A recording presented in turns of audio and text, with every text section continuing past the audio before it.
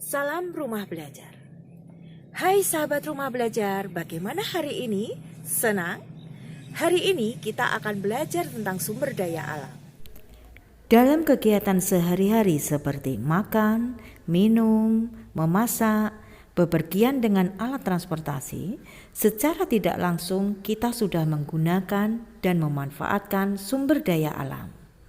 Sumber daya alam diperoleh dari alam dan digunakan untuk mencukupi kebutuhan hidup manusia. Sahabat Rumah Belajar, ingin tahu apa itu sumber daya alam?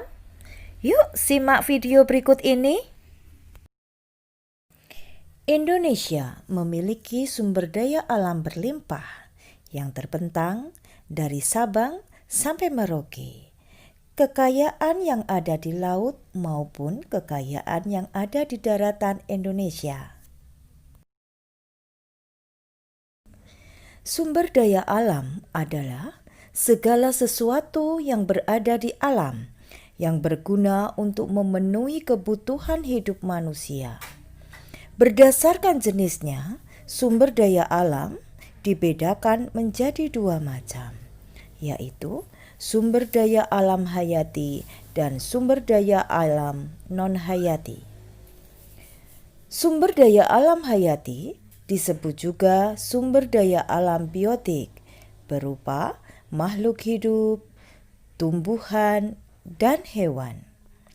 Sedangkan sumber daya alam non-hayati atau disebut juga sumber daya alam abiotik, yaitu berupa benda-benda mati seperti tanah, air, dan barang-barang tambang. Sumber daya alam hayati dari tumbuh-tumbuhan, contohnya tanaman padi, jagung, sayuran, buah-buahan, kelapa, teh, kopi, dan tanaman berkayu seperti jati, rotan, dan lain sebagainya. Sumber daya alam dari hewan ternak yang dipelihara oleh manusia seperti ayam, sapi, kambing, dan lain sebagainya. Sumber daya alam non-hayati seperti tanah di sekitar kita berupa tanah gambut, tanah liat, tanah berpasir, berbatu, padas, dan lain sebagainya. Bagian tanah yang subur dimanfaatkan untuk pertanian dan perkebunan. Tanaman pertanian bisa menghasilkan bahan makanan, sedangkan tanaman perkebunan menghasilkan bahan industri dan perdagangan. Indonesia disebut juga negara maritim karena sebagian besar wilayahnya berupa lautan dan perairan. Sumber daya alam non-hayati seperti air dimanfaatkan untuk keperluan rumah tangga, pertanian, wisata, industri, dan perikanan. Sedangkan sumber daya alam non-hayati berupa barang tambang adalah sumber daya alam yang ada di dalam perut bumi. Persediaannya sangat terbatas dan tidak dapat disediakan kembali.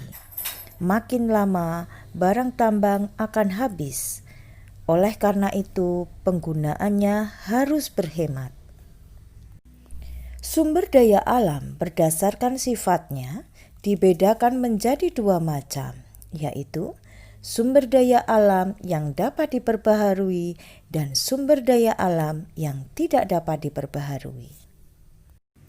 Sumber daya alam yang dapat diperbaharui adalah sumber daya yang tersedia kembali dalam waktu yang cepat, sehingga tidak dapat habis. Agar sumber daya alam ini tetap tersedia, kita harus menggunakannya dengan bijak dan melestarikannya. Sumber daya alam yang dapat diperbaharui misalnya tumbuhan, hewan, angin, tanah, dan air.